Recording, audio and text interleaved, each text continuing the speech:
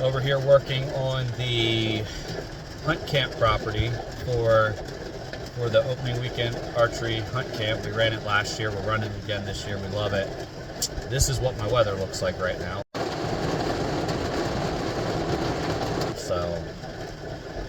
So with that being said, we don't get all the time in the world to come out here, so we're going to wait it out. And then if it doesn't let up, we're just going to stop doing it. Level 2 fun. See y'all soon.